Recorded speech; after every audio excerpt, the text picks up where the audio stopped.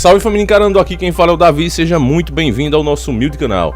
Família, de antemão já digo a você que tá vendo esse vídeo agora, tá certo? Veja que nenhum YouTube faz isso, o importante é a audiência e que você permaneça no canal. Aqui é o contrário, o interessante aqui, o objetivo aqui é que você entenda o que nós estamos falando, que você realmente compreenda, para que você possa despertar. Então se você tá apressado, se você tá com outras coisas na cabeça, se você tá vendo esse vídeo por ver, vai ficar mexendo aí em outras coisas, lendo comentário, deixa pra ver outra hora. Nem assiste, irmão, nem assiste, porque vai ser trabalho perdido. Você não vai ter graça pra você, tá certo? Agora você que realmente, numa hora que você esteja interessado, aí você volta, se é que esse vídeo ainda vai estar no ar. Porque já é a segunda vez, essa é a segunda vez que eu tento falar das ferroviárias brasileiras e eu não consigo. O YouTube me censura, o YouTube tira os nossos vídeos. Então o risco desse vídeo não permanecer no ar é grande. Se você vê propaganda aí, é um bom sinal, é porque ele foi aprovado. Se você não vê, ele será retirado dentro de 24 horas, ok? É porque ele foi reprovado. Então nesse vídeo aqui você vai ver como de fato o Brasil nunca foi um país soberano. Ele sempre foi colônia e nunca deixou de ser. Todos os nossos governos, e eu digo todos, mas Davi não teve nenhum bom. Teve governos, pessoas, certo? Indivíduos que tentaram, mas nunca tivemos de fato um governo, nunca. Desde que o Brasil foi fundado, jamais tivemos.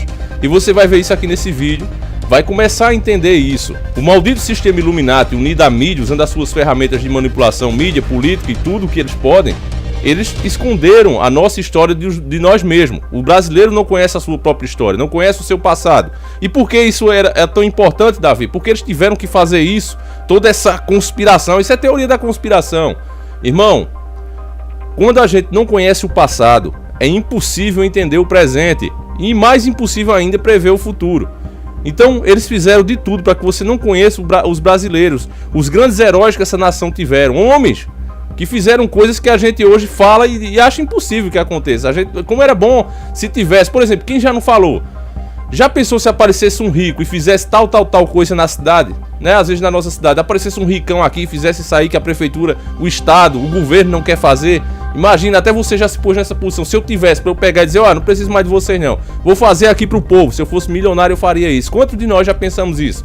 Pois é, irmão, nós tivemos um cara assim, chamado Barão de Mauá. Com certeza, eu digo 99,1% daqui não conhece esse cara. Vocês não conhecem porque o sistema fez de tudo para que você não conheça. Não é interessante que você saiba o que de fato grandes brasileiros fizeram pelo Brasil. Então, esse cara era um milionário que chegou a perder tudo, ficou liso. Ele era um bilionário. Na época de Dom Pedro, ele chegou a ser o rei, considerado o rei, né? Tinha um imperador e você é o rei, você é o cara. Ele era um cara muito rico. Aqui por todas essas bandas de cá, a linha do Equador inteira, ele era o cara mais rico, mais milionário de todos. E esse cara pegou toda a fortuna dele para trazer a malha ferroviária para o Brasil. E vocês vão ver o resultado. Eu trouxe, né? Porque o pessoal gosta de dizer que isso é teoria da conspiração. Então, eu digo, não vai adiantar só levar livros e tal, que o pessoal vai continuar achando que é mentira. Então eu trouxe o próprio veículo de manipulação, que é a mídia, e você vai ver uma matéria dela mesmo, porque contra fatos não tem como negar. Então eles fizeram uma matéria, claro que eles não vão explicar como eu vou explicar a você, eles só falam dos fatos como se fosse uma coisa banal, mas para que as pessoas não pesquem, não capturem o que de fato aconteceu ali. Mas eu estou aqui, esse é o meu papel, explicar para vocês. Então vamos ver junto e você vai ver a coragem desse brasileiro que deveria estar estampado nas notas, deveria ter aí cidades com o nome dele e na verdade o que acontece é justamente o contrário. Os brasileiros não sabem nem quem é. Então eu vou mostrar para você agora e já peço o seu like, já confira por favor, porque agora o negócio tá bem escroto mesmo. Você dá o like, você desce para olhar os comentários, quando você volta já não tá mais. Então confira, veja se isso aconteceu, deixa o seu like, porque um vídeo desse não é moleza fazer não, irmão. Então sem mais delongas, como o assunto exige reflexão, pegue agora mesmo seu suco de manga e a bolacha seca e vamos iniciar o nosso quadro.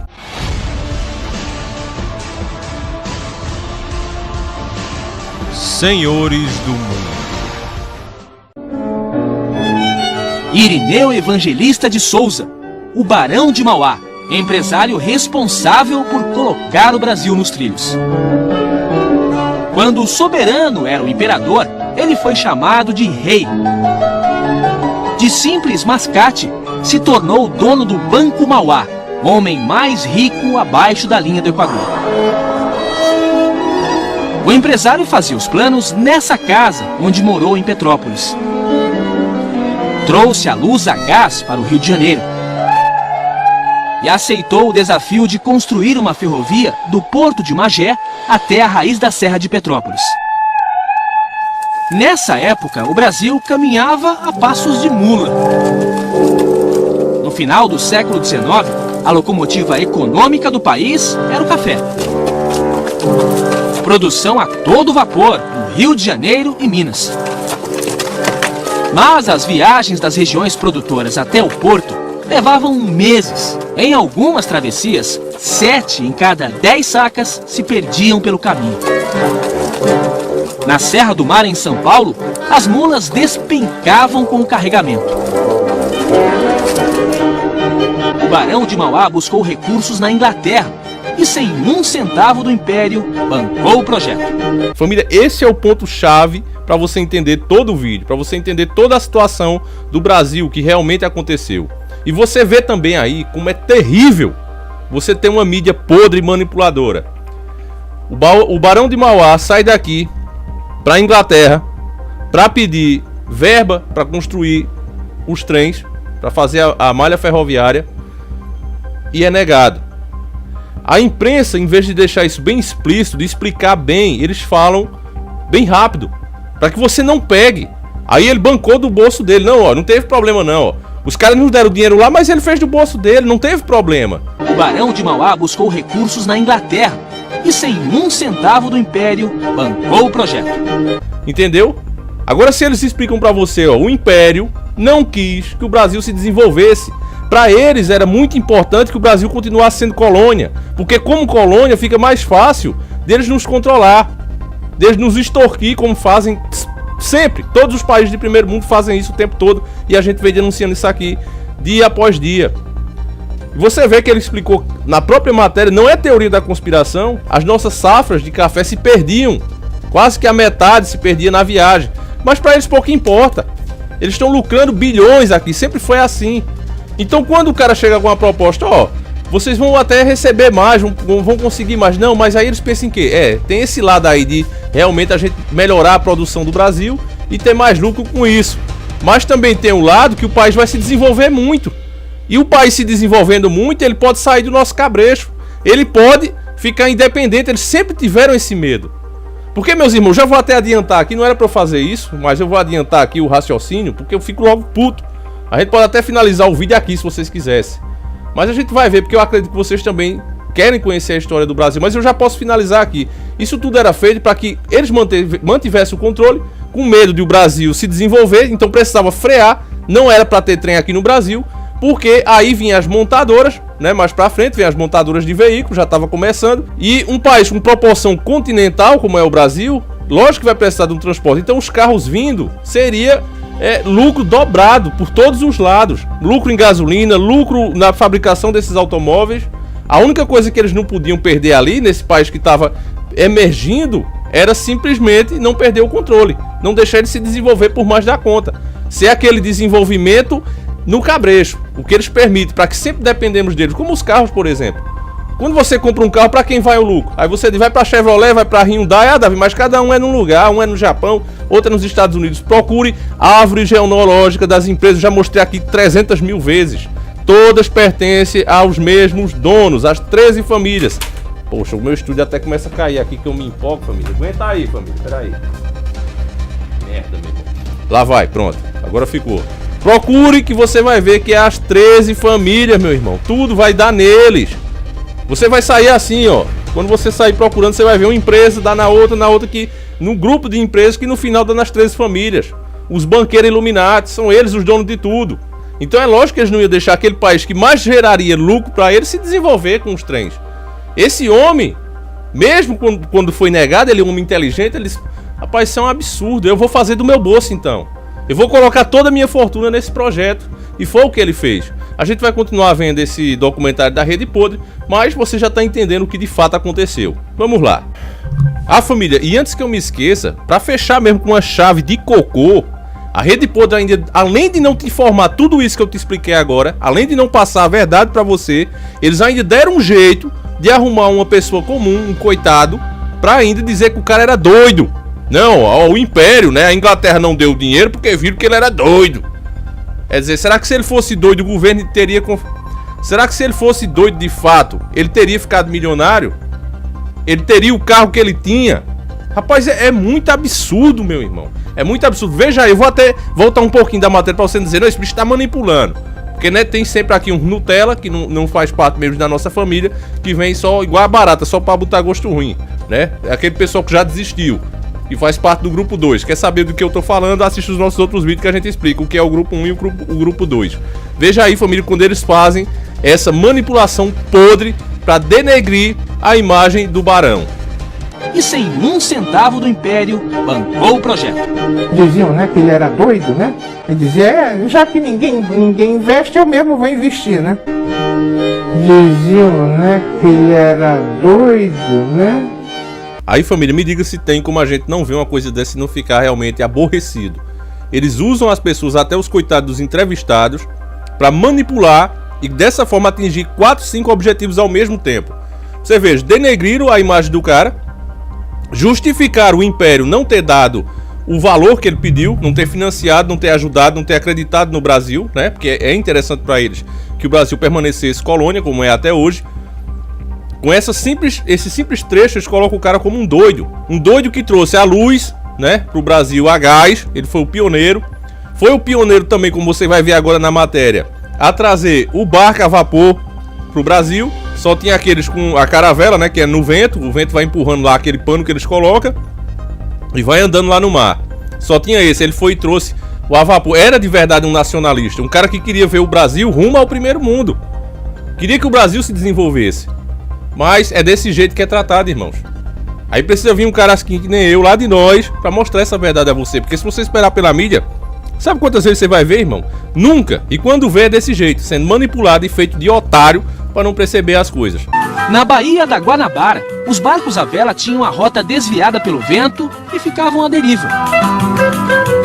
O Barão construiu as primeiras embarcações a vapor para a viagem até o cais. Hoje, corroída pela ferrugem, a estrutura metálica avançava a 150 metros em direção ao mar. Transportou material para a ferrovia e mais tarde passageiros. Perceba o gênio de Mauá, ele estava trabalhando com a bimodalidade, o transporte a barco e o transporte ferroviário. As obras iniciaram em 1852, com uma grande cerimônia, mistura de festa e desfile de modas. O Barão de Mauá convidou todos os nobres da época, além da família real, o imperador Dom Pedro II e a imperatriz Dona Teresa Cristina. O Barão de Mauá entregou ao imperador uma pá de prata e pediu a Dom Pedro que fizesse as primeiras escavações. A falta de intimidade do imperador com o trabalho fez a alegria dos operários da obra. Depois de tanto embaraço, o esbaforido Dom Pedro II desapareceu da festa. Você vê, família, que durante a própria matéria teve trechos aí que deveriam ter melhor destaque. Você vê o cara construiu lá aquele sistema, numa época daquela, dentro do mar, vários quilômetros, trouxe esse barco a vapor que facilitou a vida no Brasil naquela época.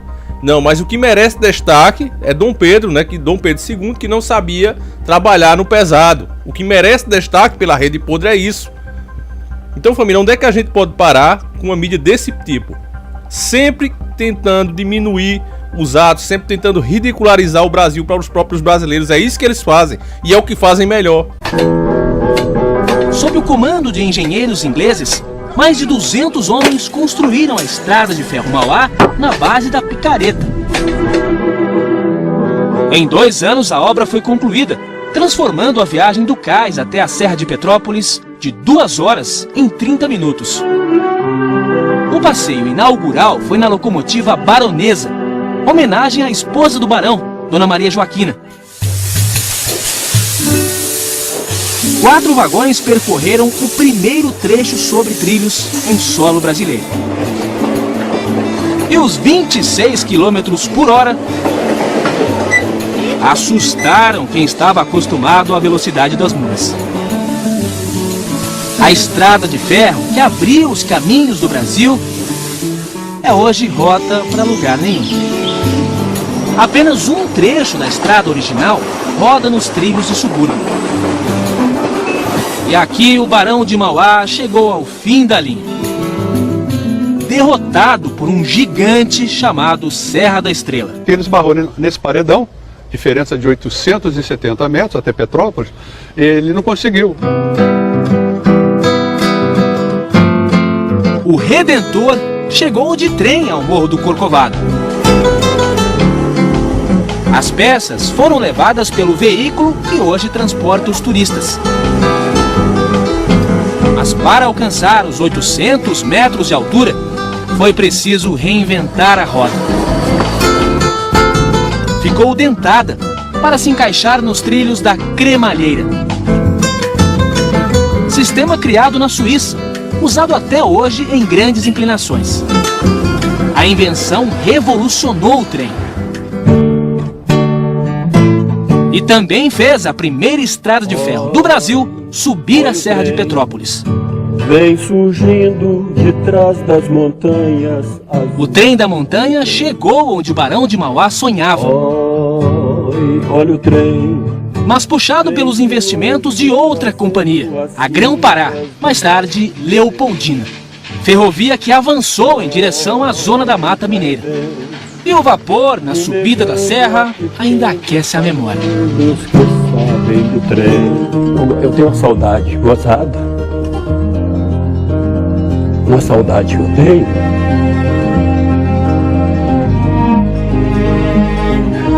Eu era criança. Aqui nessa estação aqui, ó, coisa bonita que era. Você vê chegar o trem. Naquela época eu era moleque. Então chegava aquele trem lotado, né? Uns chegando e outros partindo. E aquilo para mim marcava muito. Misturava um pouco da neblina com aquela fumaça da locomotiva, aquilo tudo, então isso fica muito na lembrança. Para ter essa lembrança em casa, Álvaro construiu a própria locomotiva. Qual que é mais bonita? Aquela lá, né?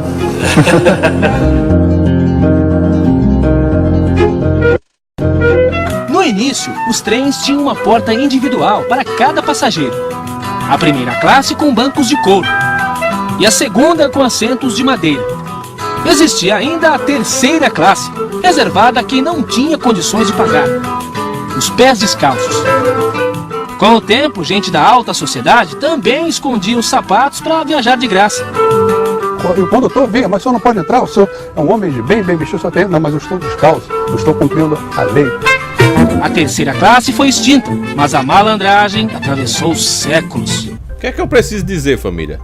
Toda vez eles tentam, quando é denegrindo as pessoas que tentaram fazer alguma coisa por esse país, que foram verdadeiros heróis, que lutaram de fato contra a elite, é denegrindo o próprio povo brasileiro, passando a imagem, né, de malandro. Mesmo a alta sociedade tirava o sapato para ir lá. Isso era um rico imundo ou outro.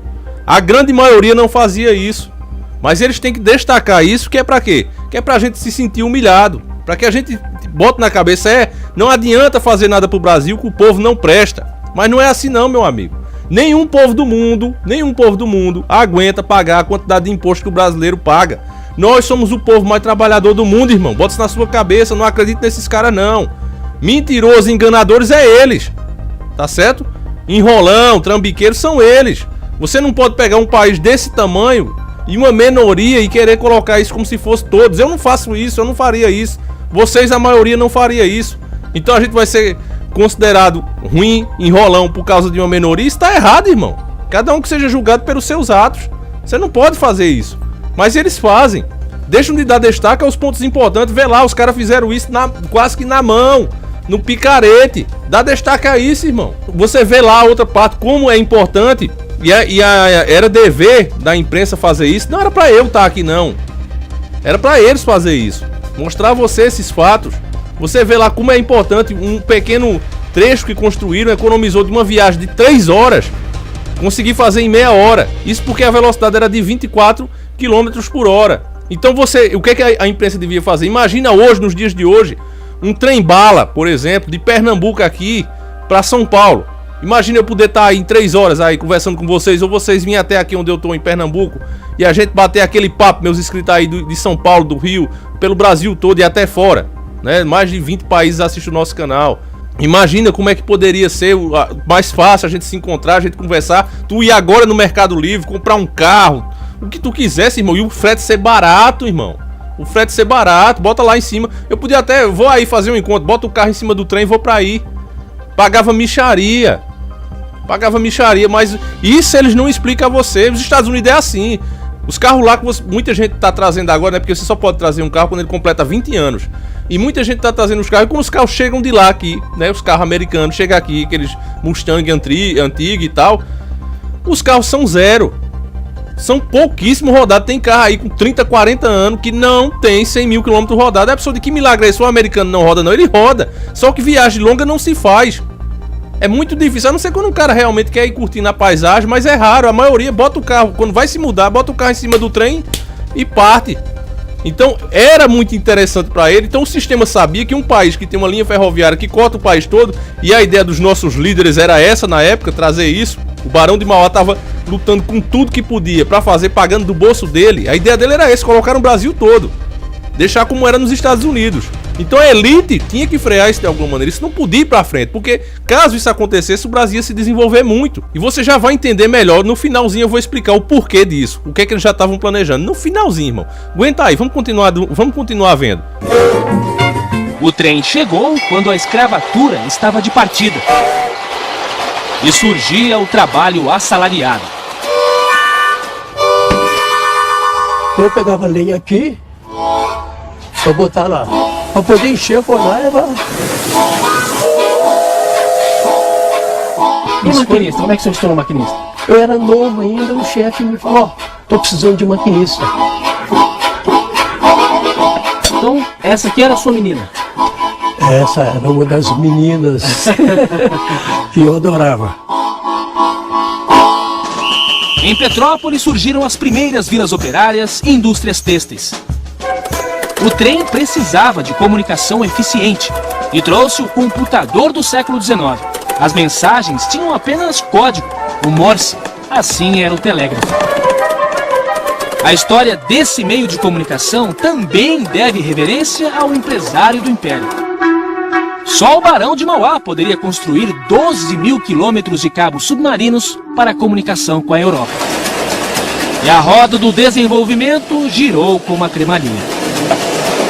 Hoje é o concreto, por onde a ferrovia ainda resiste. Mas o passado é a referência na trajetória do trem. Se no Rio de Janeiro foi preciso vencer os obstáculos naturais, em São Paulo o desafio foi ainda maior.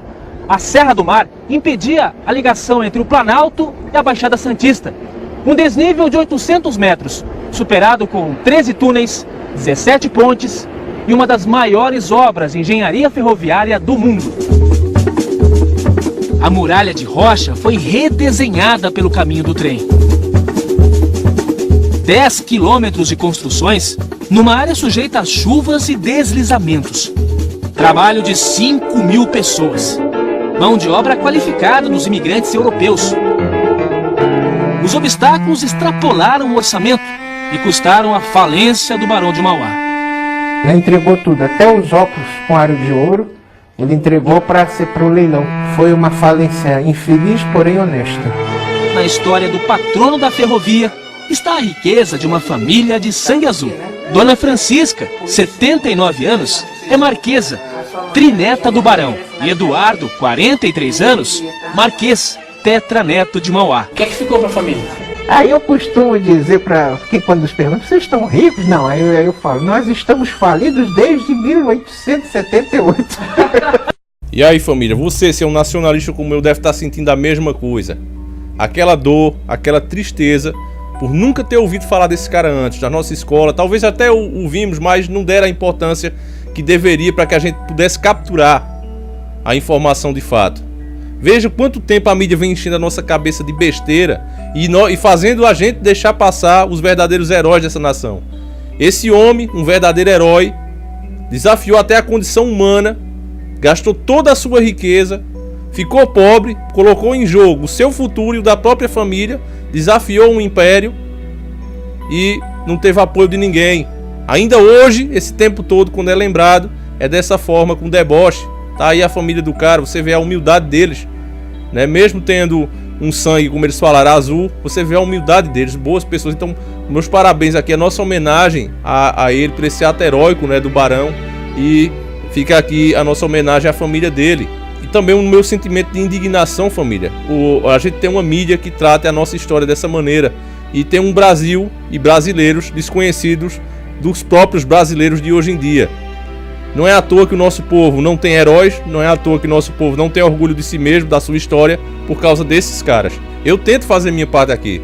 Graças a Deus, muitos, como vocês que estão vendo esse vídeo agora, têm se juntado à nossa luta, têm se juntado à nossa causa, têm entendido que isso aqui não é conspiração. Conspiração fazem eles. Têm visto que isso aqui de fato são fatos. Mas mesmo assim, a gente encontra muita gente ainda manipulada. Hoje, infelizmente, como a gente vem falando aí, esses caras da mídia estão saindo, estão mandando seus infiltrados vir pra cá. E tem muita desinformação aqui dentro, muita gente manipulando, recebendo pra fazer isso. A matéria destacou várias coisas aí inúteis, né? Mas não destacou o principal. Sabe por quê, família? Que não, eles não podiam. Ele falou até que ali era o período que criou-se o salário, né? Acabou a escravatura e começou o salário. Eles destacaram isso aí. Mas o que eles não falaram pra você é isso aqui, ó, que eu vou mostrar pra você aí, ó. Abre o olhão aí, irmão. Olha aí, ó. Se liga aí, família. Pera aí, deixa eu achar aqui.